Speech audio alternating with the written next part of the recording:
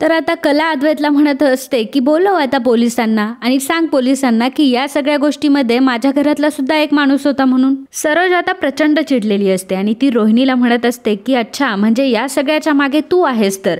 नमस्कार मंडळी, लक्ष्मीच्या पावलांनी या मालिकेच्या पुढील भागात आपल्याला पाहायला मिळणार आहे अद्वैत आणि कलाचं लग्न तर झालेलं असतं परंतु त्यांच्या लग्नामुळे कोणीही खुश नसतं. तर लग्नाच्या दुसऱ्या दिवशी संगीता ही चांदेकरांची माफी मागण्यासाठी आता चांदेकरांच्या घरी आलेली असते. परंतु जेव्हा चांदेकर संगीताला बघतात तेव्हा तळपायाची आग त्यांची मस्तकात जाते आणि ते संगीताला नाही नाही ते बोलू लागतात. संगीता त्यांना म्हणत असते की मी जी काही चूक केली आहे मला मान्य आहे. खरं तर कोणाला जीवे मारण्यापेक्षा कोणाचं तरी आयुष्य खराब करणं ही केवढी मोठी चूक आहे ही गोष्ट आज मला कळली आहे. परंतु प्लीज माझ्यावर विश्वास ठेवा की मी जे काही केलंय ते फक्त माझ्या मुलींसाठी केलं. मी अजून माझ्या मुलींना असे संस्कार दिलेले नाहीये की तुम्ही कोणाचं जाऊन नुकसान करा म्हणून. तेव्हा सरोज म्हणते की खरंच का, तुमच्या मुलींचे संस्कार तर खूप छान दिसताय आम्हाला. एक मुलगी तर लग्नातून पळून गेली आणि दुसरी मुलगी खोटारडी नवरी म्हणून आमच्या सर्वांसमोर आली आहे. तर संगीता म्हणत असते की परंतु खरं बोलणारी पण माझी कलाच आहे ना, हळूहळू तुम्हालाही कळेल की कला कशी आहे. सरोज म्हणते की आता कळायचं काय राहिलंय बाकी,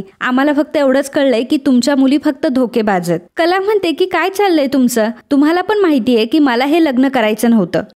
नमस्कार मंडळी, तुम्ही चॅनलवर व्हिडिओ बघता परंतु आपल्या चॅनलला तुम्ही सबस्क्राईब करत नाही. माझी तुम्हाला एकच विनंती आहे की प्लीज चॅनलला सबस्क्राईब करा आणि हा व्हिडिओ शेवटपर्यंत नक्की बघा. धन्यवाद. तेव्हा अद्वैत तिला म्हणत असतो की लग्नाच्या वेळी शेवटच्या टाइमला तू तोंडावरचा पदर काढून काय खूप मोठी मेहरबानी नाही केलीयस. तुम्ही हे जे काही केलंय ना ही फक्त तुमची चाल होती आणि तुमच्या घरातली सगळ्यात मोठी फ्रॉड तर तू आहेस. अद्वैत कलाला म्हणत असतो की तू तर एक नंबरची लालची आहेस. संगीता म्हणते की खरंच सांगते माझी मुलगी लालची नाहीये. तिला कष्टाने मोठं व्हायचं होतं. तिने तिच्या कष्टाने आमचं घर चालवलंय. जे काही झालं त्यामध्ये माझ्या कलाची काहीच चूक नाहीये. जे काही झालंय त्यात माझी चूक आहे. संगीता म्हणत असते की हे मी काय केलं, हे सगळं माझ्यामुळे झालंय. माझ्या मुलीला खोटं कधी सहन होत नाही आणि आज सर्वजण तिला खोटं समजताय. संगीता सरोजची माफी मागत असते आणि सरोजला म्हणत असते की ह्या सगळ्या गोष्टींची गुन्हेगार फक्त मी आहे. त्यामुळे तुम्ही मला शिक्षा करा परंतु माझ्या मुलीला शिक्षा करू नका आणि माझ्या मुलीचा सून म्हणून स्वीकार करा. अद्वैत कलाला म्हणत असतो की आम्ही हिचा स्वीकार काय, आम्ही हिला आमच्या घरातली मोलकरीण सुद्धा समजणार नाही. तेव्हा आता कला खूप चिडते आणि कला आता अद्वैतला म्हणते की तुला काय वाटतं की चूक फक्त आमची आहे का, तुझी काहीच नाही का? तू तर फक्त नैनाताईच्या सौंदर्यावर भाळून तिला लग्नासाठी हो म्हटला होतास. पर तेव्हा तू हा विचार केला नाही का की नैनाच्या घरचं बॅकग्राऊंड काय असेल, स्टेटस काय असेल. तू तुझी चूक लपवण्यासाठी आहे ना आम्हाला सगळ्यांना दावावर ठेवतोयस आणि तू एवढं बोलतोयस तर तू काय दुधाचा धुतलेला नाहीयेस. कला म्हणत असते की तू एवढ्या मोठ्या चुका केल्यास आणि यांची चूक काय होती. माझ्या आईची चूक फक्त एवढी होती की तिने लहानपणापासून एकच स्वप्न बघितलं होतं की तिला तिच्या मुलींचं लग्न हे मोठ्या घरात करून द्यायचंय. परंतु तिला माहित नव्हतं की श्रीमंत हे फक्त नावाला मोठे असतात, ते वागायला तसे मोठे नसतात. आज तिला ही गोष्ट समजलीये. अद्वैत म्हणतो की तू काहीही म्हण परंतु मला माहितीये की चूक फक्त तुमची आहे आणि मी आता पोलिसांना बोलवणार आहे. आता रोहिणी म्हणते की जर आता अद्वैतने ठरवलं ना पोलिसांना बोलवायचं तर तो पोलिसांना बोलवणारच कारण तो कोणाचं ऐकणार नाही. तर कला म्हणते की ठीक आहे, पोलिसांना बोलवायचं ना तुला, बोलव पोलिसांना. आणि जर आम्हाला शिक्षा होते ना तर या घरातल्या एका व्यक्तीला सुद्धा शिक्षा झाली पाहिजे. मला आता सांगू लागते की लग्न मंडपामध्ये मला नवरी म्हणून बसवण्याचा कार्यक्रम फक्त माझ्या घरच्यांचा नव्हता तर तुमच्या घरच्यांचा होता आणि माझ्या आईने तर फक्त ती आयडिया मान्य केली आहे. परंतु आयडिया कोणाची होती हे तुम्हाला माहिती आहे का? आणि मग यामध्ये जर माझ्या आईची चूक आहे तर तुमच्या घरातल्या एका व्यक्तीची सुद्धा यामध्ये चूक आहे. अद्वैत तिला म्हणत असतो की काय बोलतीयस तू, तुझ्या आईला वाचवण्यासाठी आता काहीही बोलणार का? मला म्हणते की मी खोटं नाही बोलत आहे, खरं बोलतीये.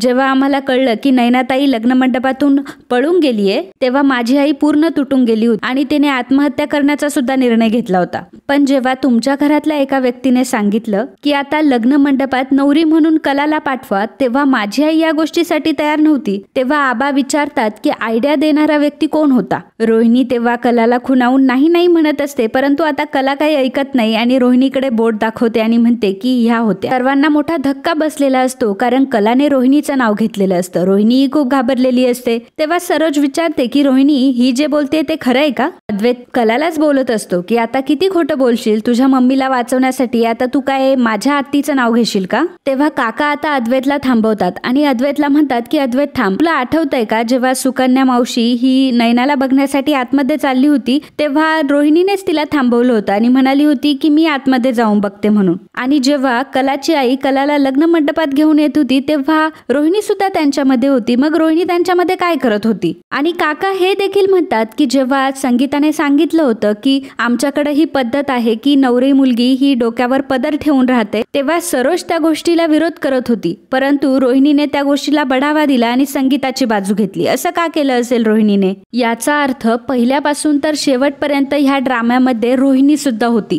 रोहिणी आता गप्पच बसलेली असते. आबा रोहिणीला पुन्हा विचारतात की रोहिणी सांग खरं काय आहे ते. एका खोट्यामुळे अद्वैतचं आयुष्य बर्बाद झाले. ह्या सगळ्या खोट्याला तू जबाबदार आहेस ना? आबा आता रोहिणीचा हात डोक्यावर ठेवतात आणि रोहिणीला विचारतात की रोहिणी सांग खरं काय आहे ते. रोहिणी म्हणते की आता तुम्हाला कसं सांगू की तुम्ही आज आलेल्या मुलीवर आता तिच्यावर विश्वास ठेवणार का? तुम्हाला सर्वांना ही खरी वाटते ना आणि मी खोटी वाटते ना? ठीक आहे, जर तुमचा माझ्यावर भरवसाच नाहीये तर मी इथे थांबून तरी काय करू, मी जाते निघून. सरोज आता रोहिणीला थांबवते आणि म्हणते की रोहिणी थांब, तुला माझ्या बोलण्याचं जर वाईट वाटलं असेल तर ठीक आहे, परंतु जोपर्यंत खरं काय आहे ते सर्वांसमोर येत नाही तोपर्यंत तू कुठेही जाणार नाही. रोहिणी आता सर्वांपुढे म्हणते की नाही, मी तर कलाला नव्हतं सांगितलं की तू नवरी बनून लग्न मंडपात ये म्हणून. रोहिणी आता सर्वांपुढे नाही होऊन पडलेली असते, त्यामुळे कला आता चिडते आणि म्हणते की खरंच तुम्ही नव्हतं सांगितलं का आम्हाला की कलाला आता नवरी बनून खाली जावं लागेल म्हणून? तुम्हीच सांगत होता ना की आपल्याकडे आता दुसरा पर्याय नाहीये. मला असं वाटतंय की तुमच्या लक्षात नाही येते. ठीक आहे, मी तिथे जी वेडिंग प्लॅनर ट्विंकल होती ना तिला सगळं विचारते. मी आता एक काम करते, मी ट्विंकलला फोन करते, बघूयात आता होईल दुधाचं दूध आणि पाण्याचं पाणी.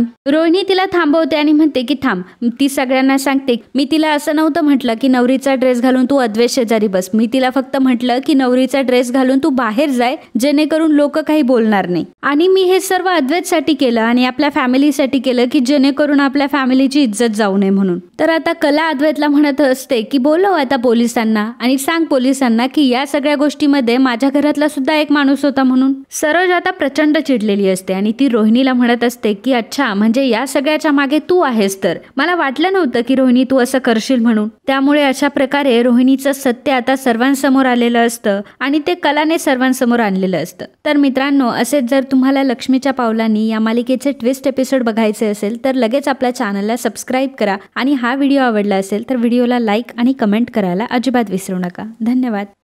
तर मित्रांनो, कालच्या भागात कमेंट करणारे आपले दर्शक होते रोहन भांडारे, सुरेखा रानडे, विक्रम जाधव, भाग्यश्री, रमा, मनोहर पेडणेकर, रेश्मा भगत, पद्मजा, सुरेखा रानडे, शीतल खारपुडे, स्वामिनी काते, सुचित्रा शेलार, पवित्रा कांबळे, अनुष्का मागर, कल्पना घोगरे, साधना बोरकर, अनिता पाटील, दीप्ती, गीता चंदेर, जयश्री पाटील, निर्मला भोसले, श्याम भंडारे, विक्रम जाधव या सर्वांनी व्हिडिओला कमेंट करून खरंच खूप छान प्रतिसाद दिल्याबद्दल खूप खूप धन्यवाद. खूप खूप धन्यवाद.